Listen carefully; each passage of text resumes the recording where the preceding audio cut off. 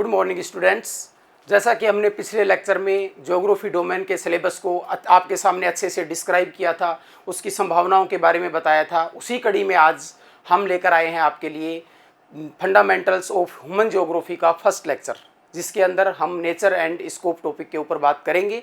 उससे पहले मैं आपको एक महत्वपूर्ण जानकारी देना चाहूँगा कि समर्थ एग्ज़ाम प्रेप की ऐप अब प्ले स्टोर पर उपलब्ध है। आप वहाँ पर जाइए, ऐप को डाउनलोड कीजिए। उसमें आपको फ़ायदा होगा कि आप ज्योग्राफी और संबंधित अन्य विषयों के जो लेक्चर्स हैं वो नियमित अंतराल पे प्राप्त कर सकेंगे, नियमित अंतराल पे देख सकेंगे। तो बने रहिए वीडियो के साथ।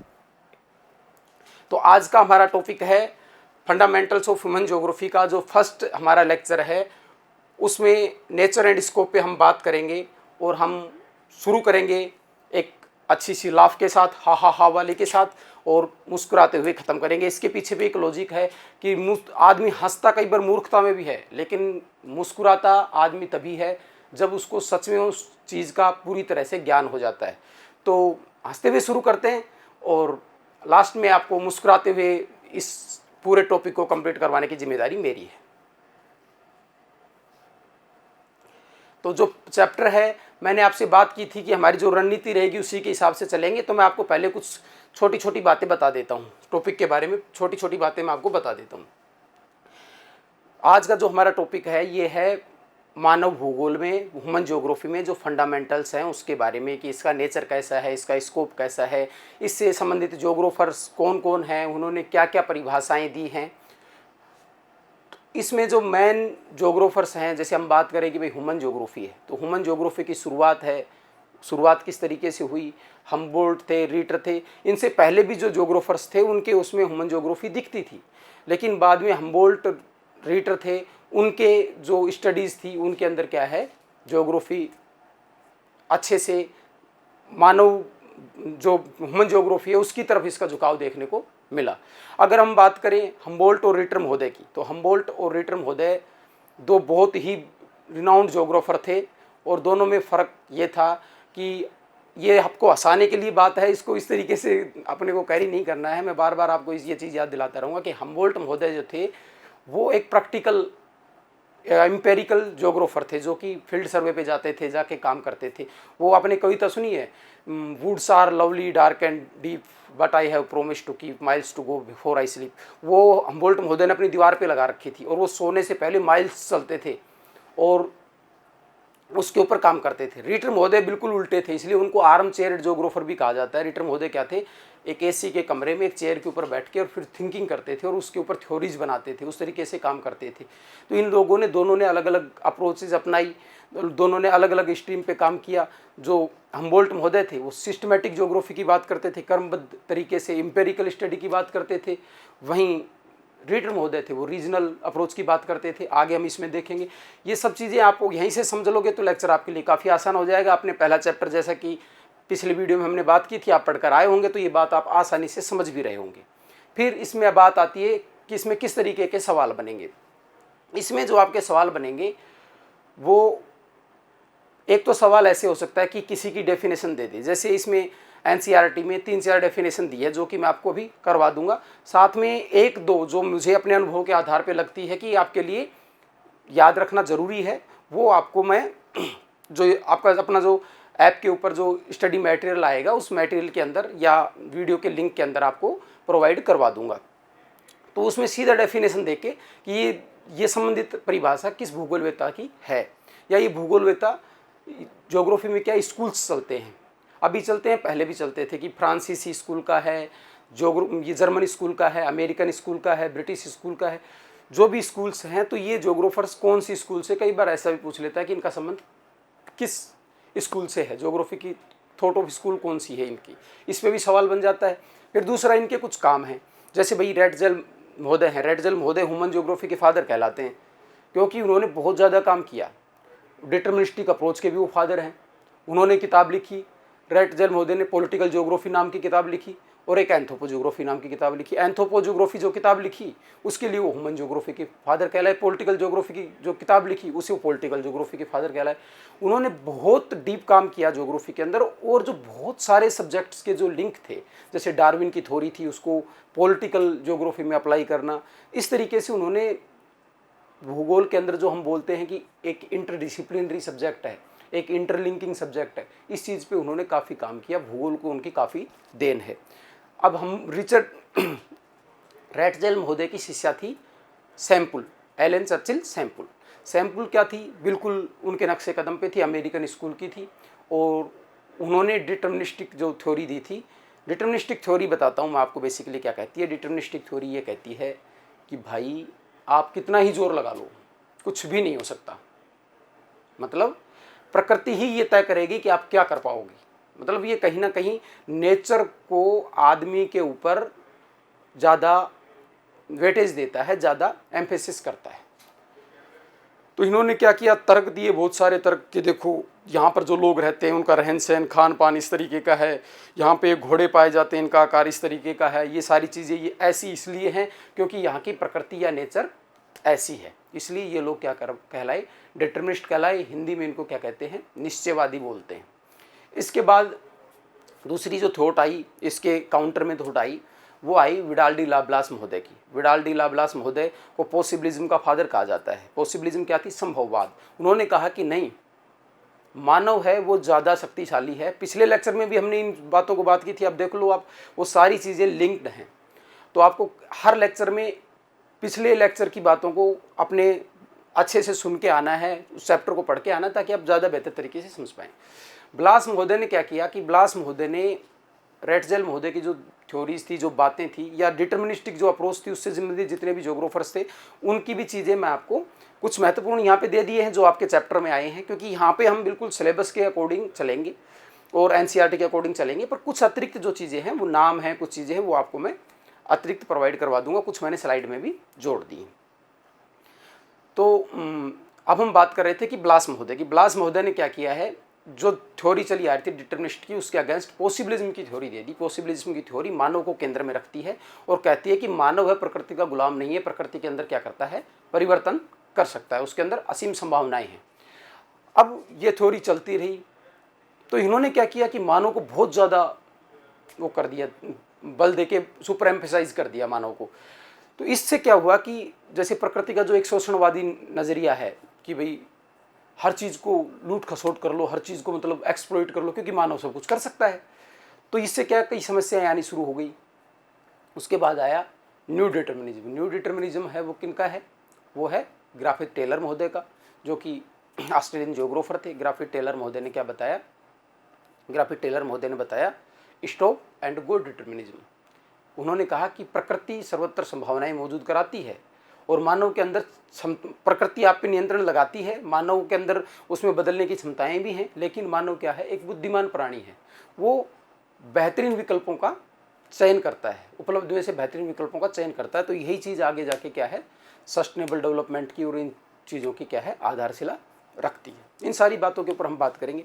तो अब हम बात कर रहे हैं, दोबारा हम वही आते हैं अपने मुद्दे के ऊपर कि सवाल। तो अब जैसे जो बातें मैंने आपसे की, तो ये पूछ सकता है कि इनमें से कौन सा भूगोलवेत्ता पॉसिबिलिज्म विचारधारा से संबंधित है, कौन सा न्यू डिटर्मिनिज्म से संबंधित है, कौन सा डिटर्मिनिज्म से संबंधित है, या डिटर्मिनिज्म किस शुरुआत में किस ज्योग्राफर ने की डिटर्मिनिस्टिक उसकी शुरुआत, या पॉसिबिलिज्म का जो जनक है या फादर ऑफ पॉसिबिलिज्म की जो थ्योरी, उसे किसे कहा जाता है। ये सारी चीज़ें क्या है, आपको यहाँ पे क्वेश्चन के रूप में अपने दिमाग में फ्रेम करनी है, ऑप्शन के रूप में रखनी है। तो अब जब आप टेक्स्ट पढ़ेंगे या चीज़ें पढ़ेंगे तो क्या आपके सामने रिपीट होकर आने लगेगी। अगली चीज़ आती है कि हम पढ़ेंगे ह्यूमन ज्योग्राफी का नेचर और स्कोप। नेचर और स्कोप के अंदर कैसे सवाल बनते हैं। नेचर एंड स्कोप में ये सवाल बनता है कि ज्योग्राफी का, मानव जो भूगोल है इसका विकास क्रम में, कि भाई किस टाइम पीरियड में किस चीज़ के ऊपर बल था, 4 ऑप्शन बना के उसके ऊपर एक सवाल बन सकता है। या इसकी जो ब्रांचेज है उसकी कौन सी सब ब्रांच है या नहीं है, कौन सी 3 उसकी सब ब्रांच दे देगा, कोई 3 दे देगा, 3 होगी, 1 नहीं होगी। इस तरीके से इसके ऊपर क्या है, सवाल बनेंगे। इस चैप्टर में इतने ही सवाल बनने की संभावनाएं हैं। अब हम बात कर रहे हैं कि जो फर्स्ट चैप्टर है उसका, वो मैंने आपके लिए एनसीईआरटी का जो एक तरीके से मैंने बात की थी कि हम उसके बाद क्वेश्चन पे बात करने के बाद क्या करेंगे, हम टेक्स्ट पे बात करेंगे। तो टेक्स्ट पे हम आते हैं, तो मैंने आपके लिए कुछ चीज़ें थोड़ी रोचक बनाने के लिए इनको क्या है, आपके लिए एक क्रक्स तरीके से समेट दिया है। आप इनको अपने नोट्स के तौर पे भी रेफर कर सकते हैं तेज रिवीजन करने के लिए। Geography is a filed study of integrative, empirical and practical. आप इस तीन चीज़ों पे बल दीजिए। इंटेग्रेटिव जो अपने बात की थी कि भाई अंतर संबंध इसका अन्य विषय के साथ रहता है। एम्पेरिकल है यानी अनुभववादी है, यानी कि आर्म चेयर नहीं बनना अपने को। एक ज्योग्राफर है वो फील्ड में जाएगा, स्लम में काम कर रहा है तो स्लम में जाएगा, ग्लेशियर पे काम कर रहा है तो ग्लेशियर में जाएगा, रेगिस्तान में काम कर रहा है तो रेगिस्तान में जाएगा। ऐसा नहीं है कि एसी के अंदर बैठ के डेजर्टिफिकेशन पे रिपोर्ट बना रहा है, जो कि एक सही बात नहीं है। एम्पेरिकल है, इंटीग्रेटिव है। इसमें इंटीग्रेटिव में यही चीज़ है कि ज्योग्राफी को अन्य सब्जेक्टों से जोड़ना। जैसे कि आप डेजर्ट के अंदर गए तो डेजर्ट को आप इकोनॉमिक पर्सपेक्टिव से भी देखो, ज्योग्राफिकल पर्सपेक्टिव से देखो, कल्चरल पर्सपेक्टिव से भी देखो। तो इससे क्या रहेगा कि उसमें सोशल ज्योग्राफी के, इकोनॉमिक ज्योग्राफी के, पॉलिटिकल ज्योग्राफी के या जो सब्जेक्ट है उसकी भी कुछ क्या है स्ट्रीम की चीज़ें उसके अंदर आ जाएंगी। और प्रैक्टिकल है कि आप लर्निंग बाय डूइंग ज्योग्राफी के अंदर करते हैं। आप जाते हैं, इंटरव्यू करते हैं, क्वेश्चनायर बना के जाते हैं, लोगों से बात करते हैं, उससे आप क्या है सीखते हैं। It studies each and every event of the earth over the space of time. इस चीज़ को समझना बहुत इंपॉर्टेंट है, स्पेस एंड टाइम। ज्योग्राफी में ये दो बहुत बड़ी कंसेप्ट हैं और जो सेंट्रल यूनिवर्सिटीज़ हैं वो इसके ऊपर काफ़ी ज़्यादा बल देती हैं। Spatial analysis professor R B Singh से जब हम पढ़ते थे तो बार बार इसी बात पे बल देते थे कि है जी देखिए, special and temporal analysis of everything. तो ये बहुत इंपॉर्टेंट एक चीज़ है कि स्पेशल एनालिसिस और टेम्पोरल एनालिसिस के ऊपर आपको समझना है कि एक चीज़ है वो किस तरीके से एक स्पेस के अंदर डिस्ट्रीब्यूटेड है, वो उसके ऊपर प्रभाव डाल रही है, उससे प्रभावित हो रही है। तो वो जहाँ पर है वहाँ पर क्यों है, क्योंकि कुछ जियोग्राफिकल फैक्टर्स की वजह से वो वहाँ पर है, साथ में वहाँ की कुछ चीज़ों को प्रभावित भी वो रिवर्स में कर रही है। जैसे अपने एक बार ऐसे समझ के देखें कि जैसे हिमालय है, हिमालय जहाँ पर है वहाँ पर इसलिए है क्योंकि हमने प्लेट टेक्टोनिक थ्योरी देखी कि प्लेटें ऐसे टकराई हैं, दो प्लेटें, और वहाँ का जो मलबा था वो हिमालय बन गया। हिमालय अब क्या कर रहा है, वहाँ पे हिमालय ने एक अपना एक स्पेस बना लिया, एक डिफरेंट तरीके की क्लाइमेट है, डिफरेंट तरीके की कल्चर है हिमालय के ऊपर, डिफरेंट, और इंडिया के क्लाइमेट को प्रभावित करना, इंडिया के पूरे एग्रो क्लाइमेटिक कंडीशंस हैं या कल्चर को पूरी तरह प्रभावित करना, तो उसका अपना एक स्पेस है और एक टाइम, एक ड्यूरेशन के अंदर कोई चीज़ होती है। वो कल वाली बात है कि वो सेव गिरा था, वो न्यूटन महोदय पे गिरा था, उन्होंने गुरुत्वाकर्षण का सिद्धांत बता दिया। आपके लिए कोई चीज़ ऊपर से नहीं गिरेगी, आपको उसको एक हायरार्की में समझना होगा कि ये चीज़ किस तरीके से डेवलप हुई है। Human geography studies the relationship between man and nature. अब देखो, भूगोल पहले से भी पढ़ा जा रहा था। भूगोल के अंदर पहले क्या था कि पर्वत कहाँ है, पठार कहाँ है, इस तरीके की चीज़ें पढ़ी जा रही थी। लेकिन हम इस बात को हमने पहले भी पिछले लेक्चर में भी बात की थी कि अब जो कॉन्टेक्स्ट है उसमें चीज़ों को रिसोर्स के उसमें देखा जाता है, तो सब्जेक्ट को भी अब इसी नज़रिए से देखा जाता है कि इसके मानव के लिए क्या उपयोगिता है। तो जब भूगोल को मानव के साथ जोड़ा गया तो एक तरफ तो भूगोल जो बिल्कुल पुराना भूगोल था, जो नेचुरल पर्सपेक्टिव की बात करता था, कौन सी चीज़ कहाँ है, कौन से घटक कहाँ है, क्या चीज़ है, और दूसरा मानव यानी मैन। तो इन दोनों के इंटरेक्शन की जो थ्योरी है, जो संकल्पना है, जो चीज़ें चली हैं, वही सारी ह्यूमन ज्योग्राफी का कोर एरिया है। और आप एक बात यहीं पे मैं आपको क्लियर करना चाहूँगा। तो अब आपसे पूछेगा कि क्या ह्यूमन ज्योग्राफी एक स्टेबल सब्जेक्ट हो सकता है। अब आपको आगे जाके इस बात का पता चलेगा कि ह्यूमन ज्योग्राफी में इतनी शाखाएं क्यों निकली। इसमें इतनी शाखाएं इसलिए निकली क्योंकि ना तो मैन स्टेबल है और ना ही नेचर स्टेबल है। दोनों क्या है, परिवर्तनशील है, और इन दोनों के संबंध भी लगातार बदलते रहते हैं। तो इनके अध्ययन के पर्सपेक्टिव, इनके अध्ययन के जो डायमेंशन है वो भी क्या है, बदलते रहते हैं। तो इससे क्या है, ह्यूमन ज्योग्राफी एक इंटरेक्टिव सब्जेक्ट के साथ एक चेंजिंग डायनेमिक्स का सब्जेक्ट है। लगातार इसके अंदर क्या है, संदर्भ चीज़ें क्या है, बदलती रहती हैं। Geography can be study through principles and descriptions.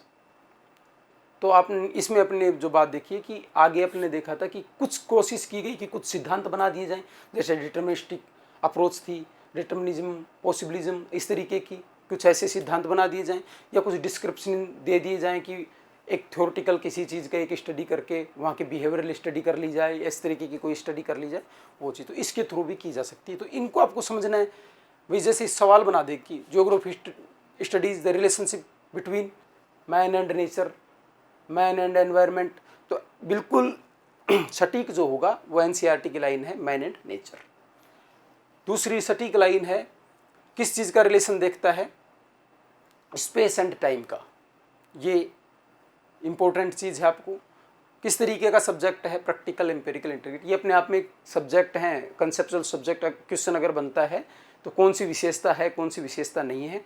और ये क्या है, चीज़ें सहज लगती हैं लेकिन पढ़ते समय हमारा दिमाग इनके ऊपर क्या है, बल नहीं देता। तो हम जब एग्जाम में सवाल के रूप में आते हैं तो हम उसको क्या है, वहाँ से निकाल नहीं पाते हैं। तो यहाँ पर आपको इस चीज़ पर बल देना है। अब ये है fundamentals of human geography, nature and scope. तो इसके अंदर रेटजेल महोदय हैं, एलन सैम्पल हैं और विडाल डी लाब्लास हैं। इसकी डेफिनेशंस इन्होंने दी हैं, हम उसके बारे में बात करेंगे। ह्यूमन ज्योग्राफी, इसके फील्ड्स हैं, सब फील्ड्स हैं। अप्रोचेज चलती थी, पुरानी अप्रोच चलती थी एक्सप्लोरेशन करने की, डिस्क्रिप्शन देने की। भैया आप हम्बोल्ट महोदय की तरह पहाड़ियों पे जाओ। हम्बोल्ट महोदय क्या थे कि पूरे दक्षिणी अमेरिका के अंदर घूम के आए थे, पहाड़ी के ऊपर जाते थे। हाइट का, मानव का, स्वास्थ्य का या एग्रीकल्चर का हाइट के साथ क्या संबंध है, तापमान के साथ क्या संबंध है। हम्बोल्ट के नाम पर ही जो हम्बोल्ट धारा है वो बनी हुई है। तो हम्बोल्ट महोदय के बारे में आप आगे फर्दर जब ज्योग्राफी पढ़ेंगे तो आपको बहुत मज़ा आएगा। बहुत अच्छे तगड़े ज्योग्राफर थे। एरियल डिफ्रेंसिएशन हम देखेंगे कि जर्मन जो स्कूल, थॉट ऑफ स्कूल है, उनके लोगों ने क्या एरियल डिफ्रेंसिएशन के ऊपर भी क्या किया, काम किया। और न्यू जो अब जो अप्रोचेज चल रही है ये वेलफेयर और ह्यूमनिस्टिक अप्रोच है कि भाई मानव के कल्याण की कौन कहाँ क्या कैसे प्राप्त करता है। आपने लाइन सुनी होगी, कौन कहाँ कब कैसे प्राप्त करता है। तो ये किसकी अप्रोच है, वेलफेयर ह्यूमन ज्योग्राफी की है। कि इसमें यह देखा जाता है कि आदमी की दशाएं, स्थितियाँ किस तरीके की, मानव भूगोल का इनका मानना है कि मानव भूगोल को इस चीज़ के ऊपर केंद्रित करना चाहिए अपना बल, और इसी दिशा में सिद्धांत बनाने चाहिए कि मानव के जीवन को बेटर बना सके, उसके ज़्यादा से ज़्यादा कल्याण का कार्य कर सके। पर रेडिकल हैं। ये रेडिकल्स जो थे ये क्या थे, औद्योगिक क्रांति के बाद या मात्रात्मक क्रांति के बाद जो चीज़ें हुई थी उन चीज़ों के अगेंस्ट ये लोग आए थे, रेडिकल ज्योग्राफर्स थे ये। और ये इन्हीं चीज़ों को, मात्रात्मक क्रांति को, या अपन कहें कि ये जो इंडस्ट्रियल रिवोल्यूशन थी, इनको सारी समस्याओं की जड़ मानते थे। तो इन्हीं के समाधान की बात करते हैं। कहते हैं कि ह्यूमन ज्योग्राफी को अब इस तरफ ना जाकर कल्याण की तरफ, कमज़ोर तबके की समस्याओं के समाधान की तरफ, इनकी तरफ क्या है, ध्यान देना चाहिए। फिर है बिहेवियरल अप्रोच। बिहेवियरल अप्रोच ये है, ये जैसे मेंटल मैप की आपने कंसेप्ट सुनी होगी कि आदमी का व्यवहार है वो क्या है, कई चीज़ों से ड्राइव होता है और वो एक अपने अंदर एक परसेप्शन बनाता है। परसेप्शन के आधार पर आगे कार्य करता है। दूसरों के प्रति जो कंसेप्ट चलती हैं इसके अंदर की, सेल्फ अदर की कंसेप्ट होती है कि हर आदमी अपने आप को सेंटर में रखता है, दूसरे को आदर समझता है, अपने आप को बेहतर मानता है, दूसरे को मूर्ख मानता है। आपने देखा भी होगा ये। तो ये बिहेवियरल अप्रोच है, ये इस तरीके की बातें करती है। ये इसकी नेचर में जो चीज़ें हैं कि भाई डिटर्मिनिज्म, न्यू डिटर्मिनिज्म और पॉसिबिलिज्म की जो कंसेप्ट है ये अपन ने बात की है अभी। स्कोप ऑफ ह्यूमन ज्योग्राफी की अगर हम बात करें तो भाई ह्यूमन की बात है तो सबसे पहली बात होगी आदमी की। फिर आदमी कहाँ रह रहा है, किस तरीके के एनवायरनमेंट में रह रहा है। एस्किमो है वो बर्फ़ के अंदर रह रहा है, इग्लू बना के, हारपून से, माओपोक पद्धति से ऐसे वेट करते हुए बिल्कुल ऐसे, और तक के मछली को मार दे रहा है। और मसाई आदमी है वो क्या है, अपनी गाय चरा रहा है सवाना के अंदर। विजुअलाइज करके देखो। बद्दू हैं वो अरब के अंदर ऊँट के, जिनको अपने कबीले को रुवाला कहते हैं, उनके अंदर जा रहे हैं, रास्ते में लूट खसोट मचा रहे हैं। गुजर बकरावल हैं वो क्या है, पहाड़ी के ऊपर चढ़ रहे हैं, उनकी बकरी आगे आगे चल रही है, भोटिया कुत्ते उनके साथ साथ चल रहे हैं कि देखो कितना सुंदर दृश्य आपकी आंखों के सामने आ रहा है। किर्गिज हैं कजाकिस्तान वाले रीजन के अंदर, वो अपने युर्त, इनके तंबू को युर्त बोलते हैं, वो बना के रह रहे हैं, अपने भेड़ बकरियों के साथ घूम रहे हैं। पिग्मी है वो बंदर की तरह पहाड़ियों पेड़ों के ऊपर चढ़ जा रहे हैं, केला तोड़ रहे हैं, शहद तोड़ रहे हैं और खा रहे हैं। तो ये इनका नेचुरल एनवायरनमेंट है। इस पर्सपेक्टिव में हमने देखना है कि एक सिटी है उसके डेवलपमेंट का नेचुरल एनवायरनमेंट या डेंस पॉपुलेशन का, जो आगे अपन देखेंगे घनत्व का। टेम्पोरल सक्सेशन की बात ये है कि मानव क्या है, एक विवेकशील प्राणी है, इंटेलेक्चुअल एनिमल है। तो इसमें क्या रहता है कि वो क्या है, चीज़ें चेंज करता रहता है। तो बहुत से ऐसे क्षेत्र थे जिनके अंदर संभावना ही नहीं थी। अगर अपन इंडिया के पर्सपेक्टिव में बात करें तो भारत के ऐसे बहुत से क्षेत्र थे जहाँ पहले कृषि नहीं होती थी। जैसे पश्चिमी राजस्थान है,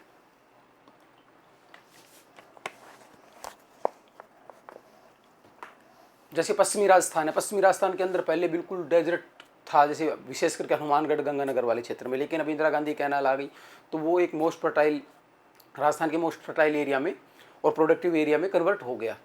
तो टेम्पोरल सक्सेशन में ये देखेंगे कि कई चीज़ें क्या है, समय के साथ कई सक्सेशंस है, माइग्रेशन के भी कई समय के साथ हैं। हमने क्या देखा था, पीछे बात की थी, स्पेशियल और टेम्पोरल। समय के साथ किस तरीके से चीज़ें बदली हैं, समय के साथ किस तरीके से ह्यूमन ज्योग्राफी के अंदर अप्रोचेज बदली हैं, ये दोनों चीज़ें ही हमको इसके अंदर देखनी है। और region with relation with other regions, geography के अंदर जब हम एक कंसेप्ट देखते हैं कि एक रीजन है, एक पैच के रूप में है, वो दूसरे रीजन के साथ भी इंटरेक्ट करता है, ट्रेड के माध्यम से, ट्रांसपोर्ट के माध्यम से, कल्चरल फ्यूजन जिसको बोलते हैं, उसके माध्यम से क्या करता है, दूसरे रीजन के साथ क्या है, इंटरेक्ट करता है। एडजस्टमेंट एंड रीजनल ऑर्गेनाइजेशंस, इसमें क्या है, रीजनल ऑर्गेनाइजेशंस जब हम कल बात की थी, इकोनॉमी के हैं, जैसे सार्क है, आसियान है, या यूरोप के अंदर जो एक संगठन है उसका क्या नाम है, यूरोपियन यूनियन है। इस तरीके के जो संगठन हैं, ये संगठन क्या है कि स्पेस के अंदर अपनी आपसी ज़रूरतों को, म्यूचुअल जो ज़रूरतें होती हैं कि भाई तुम्हें कच्चे माल की ज़रूरत है, हमारे पास तैयार माल और टेक्नोलॉजी, आप हमें कच्चा माल दे दो, हम आपको ये दे देंगे। तो एक लिंक, एक ऑर्गेनाइजेशन म्यूचुअल उसके आधार पे बन जाती है। उसकी स्टडी भी क्या है, ह्यूमन ज्योग्राफी करती है। Natural resource of the region को भी क्या करती है, देखती है, क्योंकि पॉपुलेशन है वो किसके ऊपर सर्वाइव करती है, वो रिसोर्स के ऊपर ही सर्वाइव करती है। तो ह्यूमन ज्योग्राफी के अंदर एक ये चीज़ भी पढ़ी जाती है, भाई कितनी समय में कितनी जनसंख्या होगी, जनसंख्या के जैसे सिद्धांत आते हैं, तो उसमें रिसोर्स के साथ संबंध देखा जाता है। जैसे माल्थस महोदय ने ह्यूमन ज्योग्राफी के अंदर पॉपुलेशन सेगमेंट के अंदर थ्योरी दी है, जनसंख्या का सिद्धांत। उसमें उन्होंने कहा है कि जो रिसोर्स हैं वो गणितीय गति से बढ़ते हैं, कैसे, 1 2 3 4, और पॉपुलेशन है वो ज्योमितीय गति से बढ़ती है, 2 4 और 4 से 16, इस तरीके से ज्योमितीय गति से क्या है, आगे बढ़ती है। तो कह रहा है कि इससे क्या है, जितनी भी समस्याएं वो इसी से समस्या आ रही है, और इससे क्या है, this word is not enough.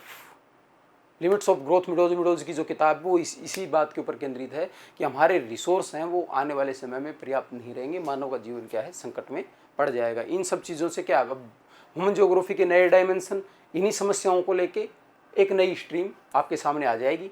तो आपको ज्योग्राफर के तौर पर इस दिशा में भी सोचते रहना कि ह्यूमन ज्योग्राफर का नया सेगमेंट या उसके काम करने का नया क्षेत्र क्या है। तो इससे क्या है, आपको सवाल की लैंग्वेज को, या कोई ऐसी लाइनें आती हैं, लाइन के ऊपर जैसे ये इससे संबंधित हो सकता है कि नहीं संबंधित नहीं हो सकता, उसको समझने में आपको क्या है, सहायता मिलेगी।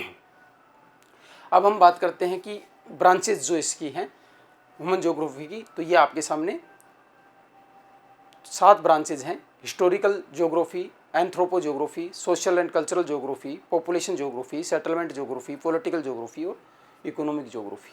इनकी सब ब्रांचेज भी हैं, जिन पे आगे हमने एक और टेबल बना रखी है, आपकी एनसीईआरटी में वो टेबल है। आप में को इसमें करना क्या है, इसको समझना है। पूछ लेगा कि इसमें कौन सी मानव भूगोल की शाखा नहीं है, एक सवाल।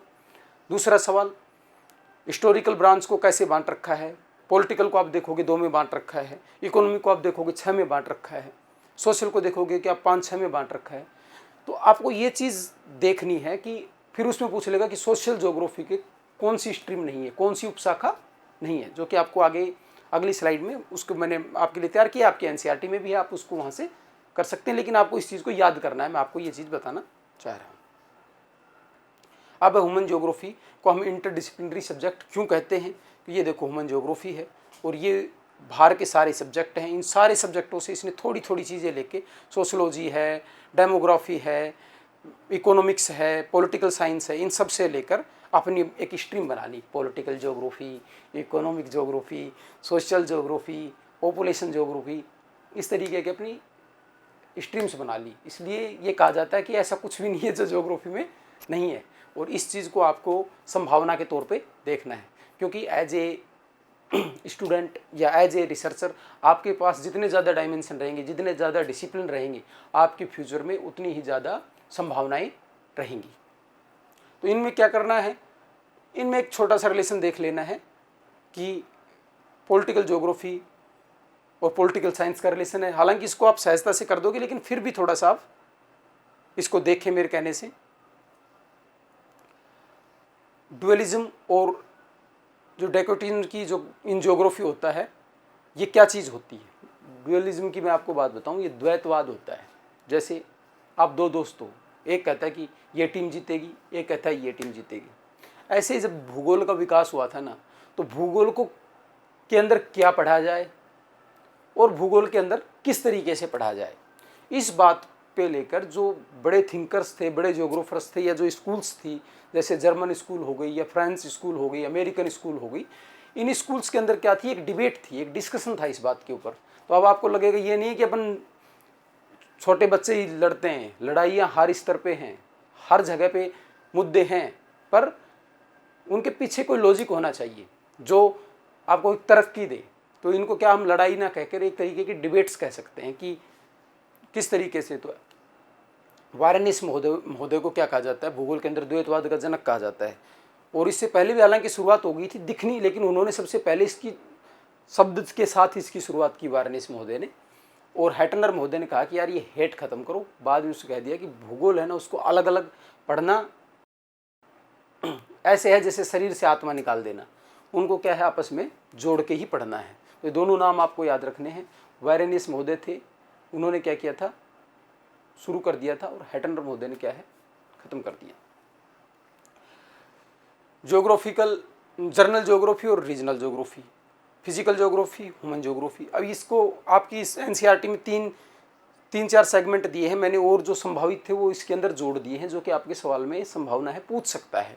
क्योंकि थोड़ी सी आपसे एप्लीकेशन या थोड़ी सी उस लेवल की बातें की जाती हैं कि थोड़ा सा आप उसके विषय के बारे में पढ़ेंगे तो इसके संपर्क में आ जाएंगे। आपको इसमें क्या करना है, इसी पर्सपेक्टिव में पढ़ना है, इसको बिल्कुल आपको याद कर लेना है। उसमें पूछ लेगा कि भूगोल में कौन सा द्वैतवाद नहीं है, इस चीज़ को आपको क्या है, देख लेना है। आपको जो स्लाइड दी जाएगी उसमें मैं आपके सिलेबस, इसमें चैप्टर में ये चीज़ नहीं थी इसलिए मैंने ज़्यादा चीज़ें नहीं जोड़ी, पर उसमें मैं किस ज्योग्राफर ने ये चीज़ दी उसको भी आपके लेक्चर के साथ उस स्लाइड के अंदर लिंक कर दूंगा। आप उसमें नीचे जाके या कमेंट बॉक्स में आप इस चीज़ को पूछ सकते हैं, इसके बारे में जानकारी ले सकते हैं। बाकी आपके लिए नॉर्मली इतना ही काम का रहेगा, एनफ रहेगा मेरे हिसाब से। फिर हम बात करते हैं कि ये जो अप्रोच चलती हैं ज्योग्राफी के अंदर, बस इनमें नाम लेकर आपकी जो बुक है उसके अंदर इनका क्या है, थोड़ा सा नाम डालकर छोड़ दिया है। लेकिन मैंने क्या इसको आपको बेहतर समझाने के लिए कह लो, या मेरी इच्छा है कि अगर मैं आपको चीज़ बता रहा हूँ तो जब आप सवाल ही नहीं कर पाओ तो फिर फ़ायदा क्या है। तो इसके अंदर दो अप्रोच चलती हैं, एक सिस्टमेटिक अप्रोच चलती है, एक रीजनल अप्रोच चलती है। सिस्टमेटिक जो अप्रोच चलती है वो अप्रोच किस बारे में बात करती है, तो पहले इसकी बात करते हैं प्रोफाउंडर अलेक्जेंडर वान हम्बोल्ट, और रीजनल जो ज्योग्राफी है अप्रोच है उसके हैं कार्ल रिटर, जो कि इनके समकालीन थे, दोनों साथ साथ के थे। मैंने पहले भी बात की थी इसके बारे में, ये तो घूमते रहते थे और ये बैठे रहते थे, और दोनों ने काफ़ी नाम कमाया। दोनों की अपनी अपनी अलग स्ट्रीम है। और भूगोल में जो द्वैतवाद हमने पढ़ा था उसके अंदर एक ये भी चीज़ है कि सिस्टमेटिक अप्रोच रखी जाए या रीजनल अप्रोच रखी जाए। मैथडोलॉजी थी कि ये एक जो कोई फिनोमिना है उसको एज ए होल देखते थे, कि पूरे को एक साथ देखा जाए, पूरे को एक बड़े ग्लोब के स्तर पे या पूरे आपस में इंटरलिंक के संबंध में देखा जाए। इन्होंने कहा कि नहीं, अगर आप कोई चीज़ खा रहे हो ना तो उसको पिज़्ज़ा की तरह काट लो और एक एक उसकी स्लाइस के बारे में बात करो। अरे यार इसके अंदर तो मेरी में तो यार ये चीज़ कम है, तेरी में ये चीज़ ज़्यादा है यार, इस तरीके से। तो ये क्या है, जो रीजनल अप्रोच है ये वर्ड को क्या करता है, डिवाइड करता है इन रीजन्स में, और डिफरेंट हायरार्की लेवल में उनको डिवाइड करके उनके जो फिनोमेना है, जो करैक्टरिस्टिक्स है, उनके बारे में स्टडी के ऊपर क्या करता है, बल देता है। ये एग्जाम्पल इन्होंने बताए जो मैंने आपको बता दिया कि भैया कोई वेजिटेशन है तो ये क्या है, पूरे ग्लोबल लेवल पे वेजिटेशन का जो चीज़ है उसको देखेगा। ये वेजिटेशन के जो रीजनल पैचेज हैं एक तरीके से, जैसे मानसून का, इक्वेटर का, डेजर्ट का, टुंड्रा का, उस तरीके से उसकी स्टडी करेगा। अब ह्यूमन ज्योग्राफी की जो डेफिनेशंस हैं जो आपकी उसके अंदर एनसीईआरटी के अंदर दी हैं, उन डेफिनेशंस को आप पढ़ लेना। उनके अंदर सवाल क्या है, डेफिनेशन डाल के पूछ लेगा कि ये जो सिंथेटिक, इनमें कुछ शब्दों पे ध्यान देना है, जैसे कि मैंने आपको आपके लिए उसको थोड़ा सा वो भी कर दिया है। सिंथेटिक है, डायमोनिज्म है, ये जो शब्द आ जाए मान लो इस डेफिनेशन के अंदर, तो इस डायमोनिज्म है, ये सैम्पल जो महोदया हैं उनका कोर एरिया है उनकी डेफिनेशन का, और जो सिंथेसिस है ये इनका है। सिंथेसिस मतलब संश्लेषण, मिला के चीज़ों को, रिलेशंस को, जो ह्यूमन ज्योग्राफी की एनवायरनमेंट की उसकी बात करते थे कि एक सोसाइटी एक एनवायरनमेंट है, उनका सिंथेसिस है ह्यूमन ज्योग्राफी जो है, उनके संबंध जो आपसी जो करेक्टरिस्टिक हैं आपस में किस तरीके से घुले मिले हैं उसका है। ये इनकी शिष्या थी और ये अपने विडाल्डी लाप्लास हैं। ये 3 डेफिनेशन ही दी हैं, लेकिन इससे संबंधित कुछ और भी या इन्हीं की जैसे रेडजल महोदय की कोई जो सिंपल सी डेफिनेशन होगी वो मैं आपको फिर जो अपना स्टडी मटेरियल रहेगा, जो समर्थ एग्जाम प्रेप की जो आप ऐप डाउनलोड करेंगे उसके ऊपर आपको इस तरीके की कुछ चीज़ें और एडिशनल आपको प्रोवाइड करवा दी जाएगी। अब नेचर ऑफ ह्यूमन ज्योग्राफी की हम क्या करते हैं, बात करते हैं। नेचर ऑफ ह्यूमन ज्योग्राफी में हमको ये 3-4 चीज़ें देखनी है। हमने पहले भी जो आपके लिए एक डायग्राम बनाया था उसमें इसके बारे में बात कर ली थी कि human geography studies the inter relationship between the physical environment and social cultural environment created by a man. देखो एक बात है कि कोई भी एक लैंडस्केप है, वो एक लैंडस्केप होता है, पर जैसे ही मानव जाता है तो मानव क्या है, वही बात कि आदमी के दिमाग में चीज़ें चलती रहती हैं, तो वो जाके क्या करता है, बदलाव कर देता है। तो वो क्या बन जाता है, एक कल्चरल स्पेस या सोशल स्पेस बन जाता है। ह्यूमन ज्योग्राफी का कोर एरिया है ना, ये सोशल कल्चरल रीजन है, क्योंकि ये सोशियो कल्चरल जो रीजन है ना, ये एक आउटपुट है किस चीज़ का, नेचर और मैन जो इंटररिलेशन है उस चीज़ का। इसलिए ह्यूमन ज्योग्राफी का जो कोर एरिया है जिसके ऊपर ये फोकस करता है वो ये वाला एरिया है। Elements of physical are land, water, soil, climate, vegetation और फ्लोरा फौना जो चीज़ें चलती रही हैं वो सारी चीज़ें इसका एरिया होता है। Elements of cultural, settlements, crop combination और ये सारी चीज़ें, ट्रांसपोर्ट, ये सब चीज़ें इसके अंदर दूसरे वाले सेगमेंट में होती है। तो मेन चीज़ यही है, human geography is A inter relationship between man and nature. इसको आपको समझना है।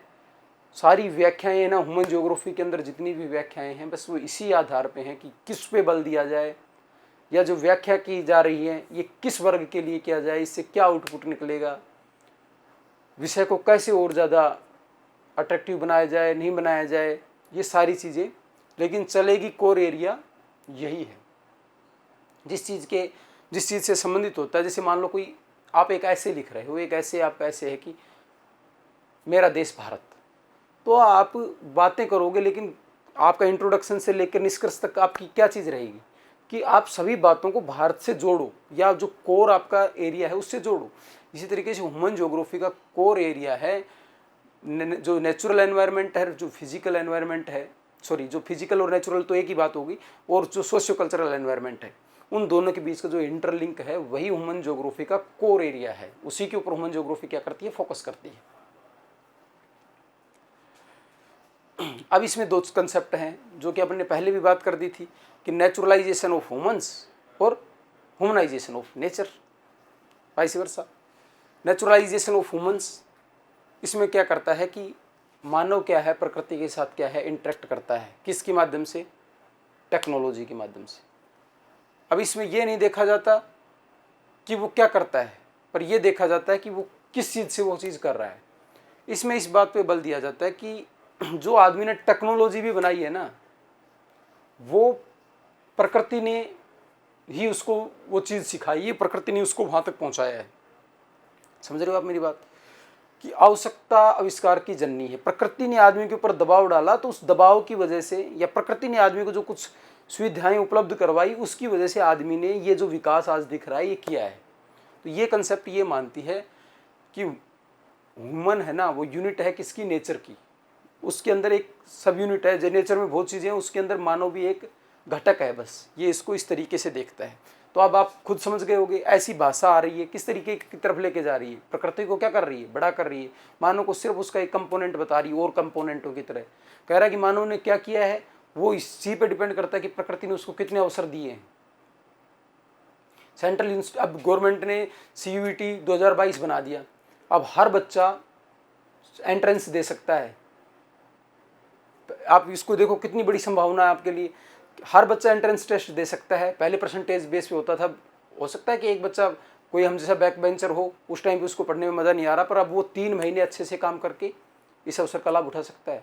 तो आपको एक ये एनवायरनमेंट उपलब्ध कराया, एक अवसर उपलब्ध कराया जिसके अंदर आप आगे जा सकते हो। ऐसे क्या नेचर भी क्या कह रहा है कि मानव ने जो भी कुछ किया है ना, वो एक नेचर के अंदर किया है, उस घटक के तहत।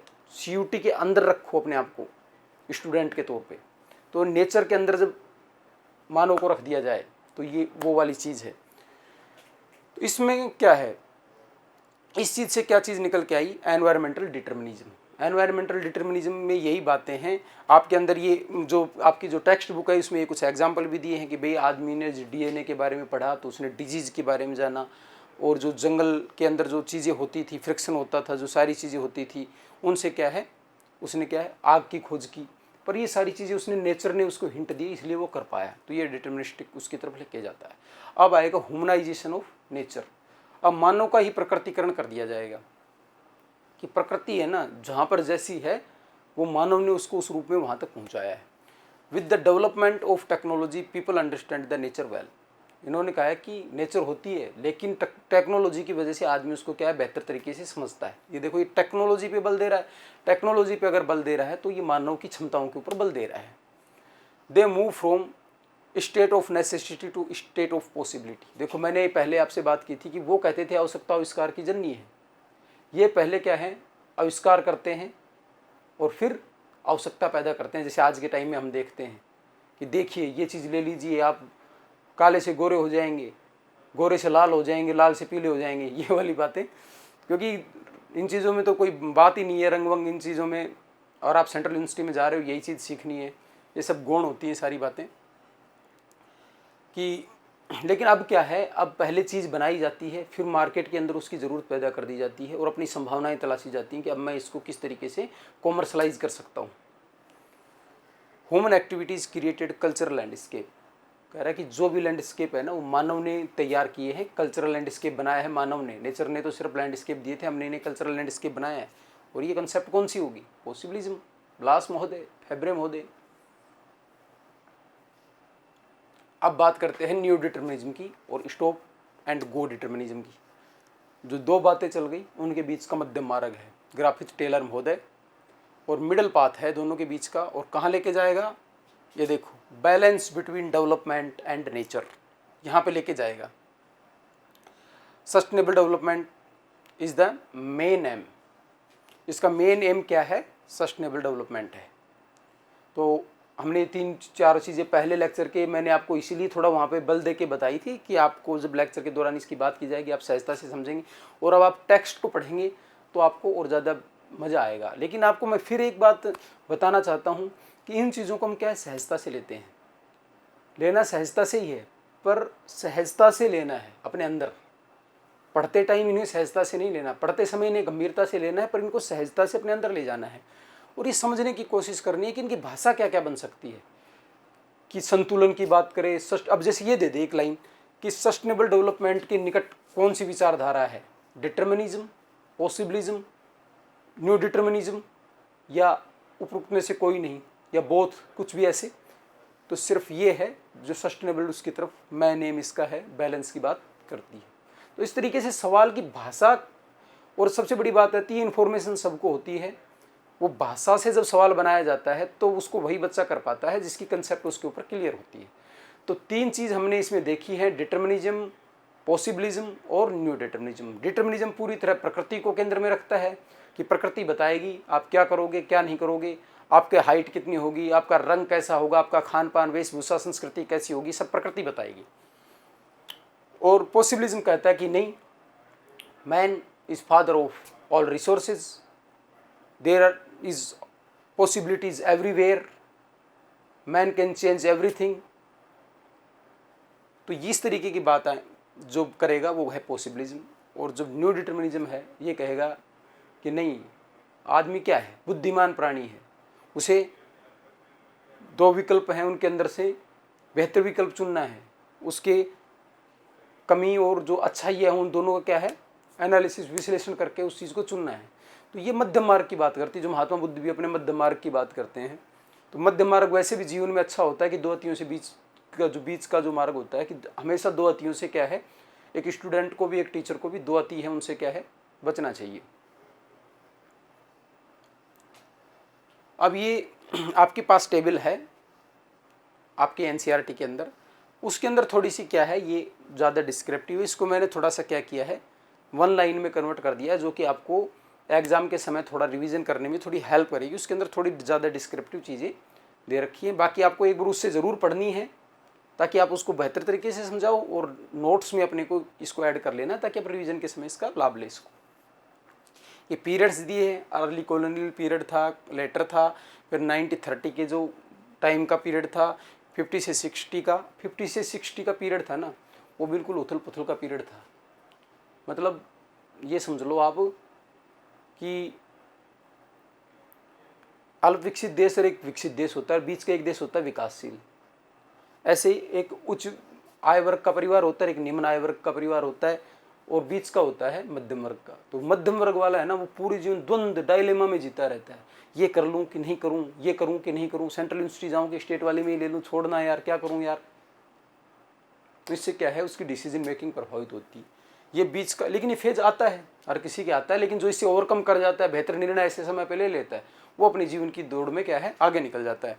ये जो 50-60 का दौर है ना, ये ऐसा दौर था जिसके अंदर क्या है ज्योग्राफी के अंदर बहुत सारी उठापटक हुई कि ज्योग्राफी के अंदर किस चीज़ पे बल दिया जाना चाहिए। मात्रात्मक क्रांति भी आई कि मैप बना दो, डायग्राम बना दो, ज़्यादा से ज़्यादा ज्योग्राफी को सब्जेक्ट को क्या है साइंस बना दो, क्योंकि ज्योग्राफी ना तो साइंस था, साइंस वाले तो अपने आराम से ऐसे कुर्सी पे बैठे हुए थे कि हमारे पास तो साइंस है। अब जो लोग पक्का माने बैठे थे कि भाई हमारा तो साइंस है ही नहीं, वो अपने भाई जैसे हिंदी साहित्य वाला आदमी है, वो अपने आराम से सो रहा था कि उठूंगा फिर कविता लिख के फिर सो जाऊंगा।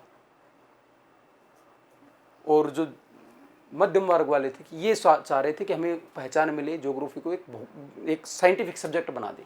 तो इसमें क्या थी, थ्योरीज को लेके, लिटरेचर को लेके कि किस तरीके की चीज़ें किस तरीके से प्रेजेंट किया जाए, किन चीज़ों पे बल दिया जाए, इस पे काफ़ी डिबेट डिस्कशन चला था। तो इसके अंदर ये जो टाइम था इसके अंदर बहुत सारी थ्योरी आई थी, जैसे बिहेवियरलिज्म की भी अप्रोच इसी टाइम पे आई थी, रेडिकलिज्म भी इसी पे आई, वेलफेयर अप्रोच भी यहीं पे आई, क्वांटिटिव रिवोल्यूशन भी यहीं पे हुआ। तो ये सारी चीज़ें इस संक्रमण के दौर के अंदर आई, इसलिए संक्रमण का दौर सबसे ज़्यादा सिखाता है जो उठापटक का दौर है। लेकिन हम क्या है उसको नेगेटिवली लेते हैं, लेकिन सच्चाई ये है कि वो समय है जहाँ पे आप सबसे ज़्यादा सीखते हो। ये वही ताप और दाव वाला है, हीरे से चमक वाला समय, जहाँ पे आप क्या है उस ताप दाव के अंदर हीरा बनते हो। जो यहाँ से क्विट कर जाता है तो पिछली लाइन में पड़ा रह जाता है, जो उसके अंदर सस्टेन कर जाता है तो वो क्या है अगली स्ट्रीम के अंदर निकल जाता है। तो इसके अंदर आप देखोगे अर्ली पीरियड था, इसके अंदर किस चीज़ पे बल दिया जाता था, एक्सप्लोरेशन और डिस्क्रिप्शन पे। हमने पहले बात की थी कि भाई आदमी गया है, अपने एक बाल्टी ले ली, उसमें पानी डाल लिया, और एक बाल्टी ले ली, उसमें अपने खाना ले लिया और चला गया घूमते, जहाँ थक गया वहाँ बैठ गया और अपना कर लिया, पीठ पे बस सटा के रखा, चीज़ें लिख ली, इस तरीके से जा रहा है। क्योंकि उस टाइम पे बोतलें नहीं होती थी, बाल्टी होती थी, ठीक है। तो इस चीज़ का था जो हम्बोल्ट महोदय से पहले भी जो विशेष करके जो यात्री लोग थे ना, जो जैसे वास्को डी गामा, कोलंबस महोदय, जाना कहीं था पहुंच कहीं गए, कुछ और देखा है, किसी और चीज़ का मैप बना दिया, तो वो खोजों का दौर जिसको बोला जाता है ज्योग्राफी के अंदर, आपने भी इस चीज़ को पढ़ा होगा, तो वो वाला दौर है ये। फिर इसके बाद आया रीजनल एनालिसिस। इसके अंदर क्या किया जाता था कि जो किसी पार्क को टोटलिटी के अंदर देखा जाता था। हम्बोल्ट महोदय तक बात क्या है पहुँच गई है, हम्बोल्ट महोदय तक आ गई है कि सिंथेसिस करना है, चीज़ों को एज ए होल देखना है, नेचर को एक यूनिट के तौर पे देखना है, वहाँ तक क्या है चीज़ें पहुँच गई।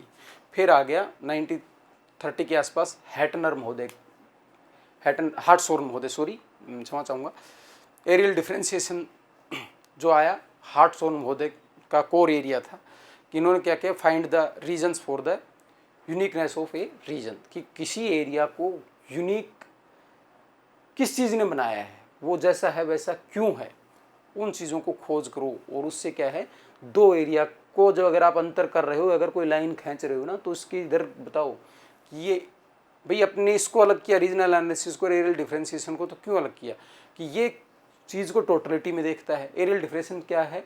कह रहा है कि किसी चीज़ को बांट रहे हो तो उसके करेक्टरिस्टिक्स बताओ, इसलिए हमने दो चीज़ें कर ली तो ये दो चीज़ होगी। इसी तरीके से ये एरियल डिफरेंशिएशन यही चीज़ कहता है कि अगर आप किन्हीं दो चीज़ों के बीच फ़र्क कर रहे हो तो क्या वजह है जिनकी वजह से फ़र्क कर रहे हो, उन करेक्टरिस्टिक्स के ऊपर, जो यूनिकनेस है उसके ऊपर क्या है फोकस करने की बात करता है। फिर है स्पेशल ऑर्गेनाइजेशन, इसमें applied technology to study geography आ गई। स्पेशल जो ऑर्गेनाइजेशन था इसमें applied technology, remote sensing, GIS के मेथड थे, मैपिंग के मेथड थे, स्टेटिस्टिक के मेथड थे, उन सारे मेथड्स को क्या करती है इन लोगों ने इसके अंदर लगा दिया कि भैया इसको साइंस बना दो जियोग्राफी को। देखते हैं बना पाए कि नहीं बना पाए। फिर इसके बाद क्या है, इसके रिवर्स में जो चीज़ें चली, क्योंकि देखो हर धारा के बाद एक प्रतिधारा आती है चेक बैलेंस के लिए। तो 70 में क्या आई, कुछ प्रतिधाराएं आई, ह्यूमनिस्टिक रेडिकल। भाई इन्होंने कहा कि तुमने तो आदमी को मशीन बना दिया, कंप्यूटर, इससे जो कंप्यूटर रख लो।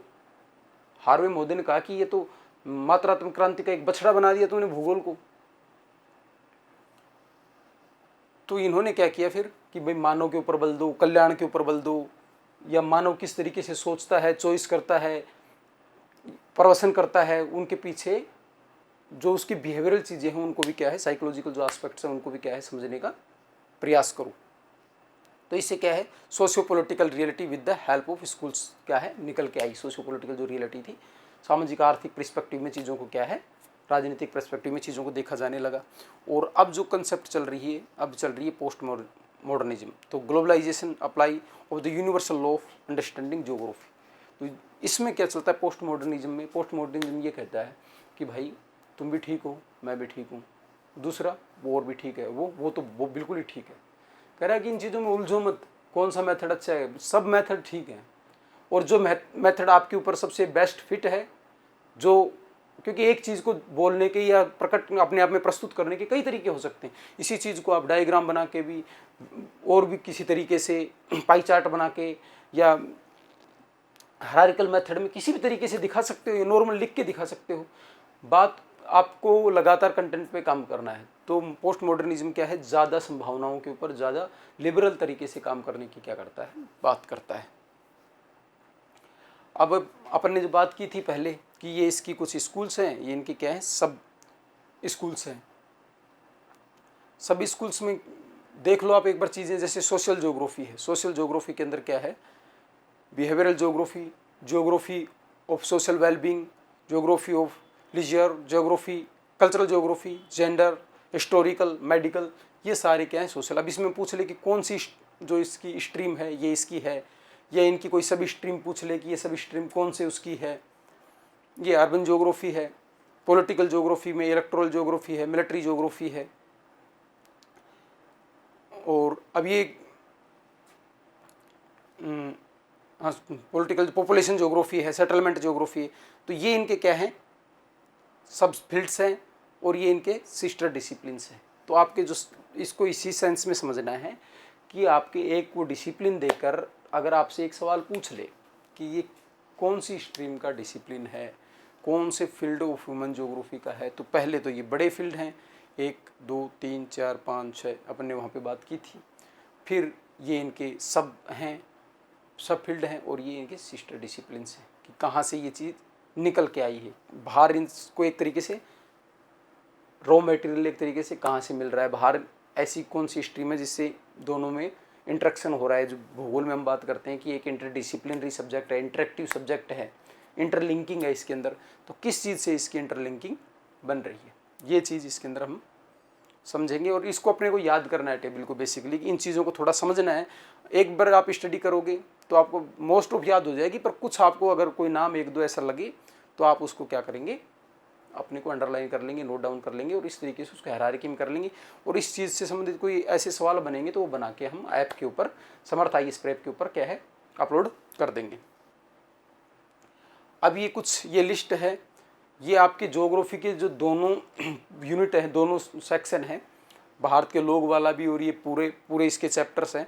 इनके अंदर जो जो थिंकर्स रहे हैं और उन्होंने जो जो वे थ्योरीज दी हैं, या कोई उन्होंने एक कोई स्पेशल टर्म दी है, वो मैंने इसके अंदर इंक्लूड कर दी है। ये हो सकता है थोड़ी सी आपको विजिबिलिटी में इसमें थोड़ी प्रॉब्लम आ रही हो, लेकिन जब आप ऐप के ऊपर जाएंगे, ऐप के ऊपर रजिस्टर करेंगे, तो आपको ये डाउनलोड मटेरियल्स के अंदर इजीली मिल जाएगा। वहाँ आपके लिए ये रीडेबल रहेगा और इससे आपको कुछ सहायता मिलेगी। जैसे आप सीधा कुछ चीज़ों को देख पाओगे, जैसे भाई हार्टशोर्न है, रीजनल डिस्पैरिटी के ऊपर इसने काम किया है ना। और अपने जो अभी जैसे नाम पढ़े हैं तो उन्हीं में अपन देख लेते हैं। जैसे ग्राफी टेलर आया, stop and go determinism, Ratzel आया, environmental determinism, Vidal de Lablache, father of possibilism, Febvre मोदे, तो इन्होंने क्या टर्म दी थी, पॉसिबिलिज्म जो टर्म है वो इन्होंने दी थी। तो इस तरीके से कुछ ऐसे सवाल जो आप भी देखते हो बनते हैं, वो सारी चीज़ें मैंने एक जगह पे कंक्लूड करके आपके लिए डाल दी। अब हम बात करते हैं human geography, nature and scope की। पूरी जो अब तक हमने बातें की हैं वो सारा सार यहीं पे है, सारी चीज़ है। आपको एक तरीके से यहाँ पे अभी एक और रिवीजन हो जा रहा है, आप ये चीज़ समझने की कोशिश कीजिए। आप भी इस तरीके से क्या है अपने जब नोट्स बनाएं तो क्या है इस तरीके से चीज़ें बनाएं, उसके आगे थोड़े से नाम वाम क्या है अपने जोड़ लें, तो इससे क्या रहेगा कि आपको रिवीजन करने में क्या है सहायता मिलेगी। या जैसे आप जब ऐप पे जाएंगे तो जब आप इसका प्रिंट आउट लें तो कोई नई चीज़ लगे तो इसी की जो स्ट्रीम है, मैंने कोई चीज़ छोड़ी नहीं है इसके अंदर, तो उसी के सामने क्या है आप उसको जोड़ लें। तो ह्यूमन ज्योग्राफी है, तो ह्यूमन ज्योग्राफी की जो स्कूल ऑफ थॉट्स हैं, तो वेलफेयर ऑफ जो स्कूल है ह्यूमनिस्टिक अप्रोच पे जो काम करती है, रेडिकल है, ये बिहेवियरल थॉट है। इसके बारे में, इन तीनों के बारे में ये जो बातें हैं बता दी। वेलफेयर है वो कह रहा है कि भाई different aspect of social wellbeing की बात करता है। रेडिकल है ये सारी प्रॉब्लम जो कंटेम्प्रेरी हैं उसका डेवलपमेंट ऑफ कैपिटलिज्म को उसका कारण मानता है। हमने इस बातें कर ली हैं सारी की सारी। वो जो सारा लेक्चर है उसको मैंने क्या है एक तरीके से सिंथेसाइज करके आपके सामने प्रस्तुत किया है। बिहेवियरल स्कूल ऑफ थॉट्स है, इसमें मानव के जो खुद के एक्सपीरियंसेस हैं, थॉट्स हैं, उसके ऊपर एम्फेसाइज किया गया है। ये इसकी स्ट्रीम्स हैं क्या क्या, जैसे हम देखते हैं कि भाई ह्यूमन ज्योग्राफी के जो सब फील्ड्स हैं कहाँ कहाँ आप जा सकते हैं, कल्चरल में, जेंडर में, हिस्टोरिकल में, मेडिकल में, इलेक्टोरल में, मिलिट्री में, वो जो अपने सब बातें की थी उनके अंदर आप क्या है जा सकते हैं। वो सब स्ट्रीम है।